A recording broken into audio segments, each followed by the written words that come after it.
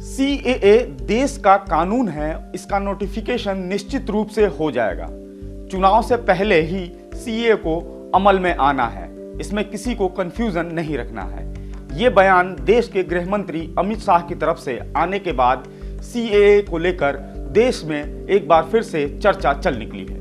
आज के इस वीडियो में हम इसी पर बात करेंगे कि आखिर ये सीएए क्या है और क्या इससे किसी को डरने की जरूरत है, और अगर नहीं है तो फिर इसका विरोध क्यों हो रहा है। नमस्कार, मेरा नाम है मार्तंड सिंह और आप देख रहे हैं डेली लाइन।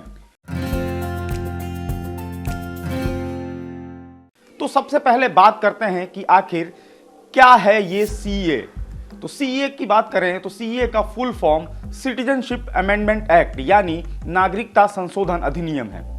नागरिकता संशोधन अधिनियम 2019 एक ऐसा कानून है जिसके तहत दिसंबर 2014 से पहले 3 पड़ोसी देश यानी कि पाकिस्तान, बांग्लादेश और अफगानिस्तान से भारत में आने वाले 6 धार्मिक अल्पसंख्यक यानी कि हिंदू, सिख, बौद्ध, जैन, पारसी और ईसाई को नागरिकता दी जाएगी। लंबे समय से भारत में शरण लेने वालों को इससे बड़ी राहत मिलेगी, ऐसा सरकार की तरफ से दावा भी किया जा रहा है। इसमें मुसलमानों को शामिल नहीं किया गया है।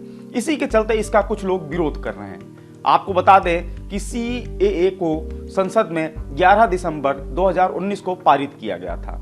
तत्कालीन राष्ट्रपति रामनाथ कोविंद ने इस विधेयक को मंजूरी भी दे दी थी। देश में सीएए को लागू होने के बाद केंद्र सरकार के पास नागरिकता देने का अधिकार होगा। इस कानून के तहत उन लोगों को अवैध प्रवासी माना गया है जो इंडिया में पासपोर्ट और वीजा के बिना घुस आए हैं या फिर वैध दस्तावेज के साथ तो भारत में आए हैं लेकिन तय अवधि से ज्यादा समय तक यहाँ रुक गए हैं। प्रवासी लोगों को नागरिकता के लिए आवेदन करने से पहले कम से कम 11 साल भारत में रहना जरूरी था। सीएए में इस अवधि को घटाकर 6 साल कर दिया गया है। सीएए के तहत यदि कोई प्रवासी इंडिया के कानून का पालन नहीं करता है तो सरकार उसका overseas citizens of India card वापस ले लेती है। ये कार्ड प्रवासी भारतीयों को भारत में बिना किसी रोक टोक के रहने और काम करने की इजाजत देता है। दरअसल इस कानून में इन 3 देशों से आए मुसलमानों को नागरिकता देने से बाहर रखा गया है। कई आलोचकों का मानना है कि इस कानून में मुसलमानों से भेदभाव हो रहा है और ये भारत में समानता की संवैधानिक गारंटी का उल्लंघन करता है। यही वजह है कि मुसलमान सबसे ज्यादा इसका विरोध कर रहे हैं। उन्हें यह भी डर है कि इससे कुछ क्षेत्रों विशेषकर पूर्वोत्तर में और अधिक प्रवासन और जनसांख्यिकी परिवर्तन हो सकते हैं। वहीं दूसरी तरफ सरकार का यह मानना है कि सीएए केवल मुस्लिम बहुल देशों के सताए हुए अल्पसंख्यकों के लिए नागरिकता प्रदान करता है, जहां धार्मिक उत्पीड़न की संभावना अधिक है। भारत में मुसलमानों या किसी भी धर्म और समुदाय के लोगों की नागरिकता के इस कानून से कोई खतरा नहीं है। सरकार का कहना है कि इन देशों में हिंदुओं से भेदभाव होता है, न कि मुसलमानों से, इसलिए इसमें मुसलमानों को बाहर रखा गया है।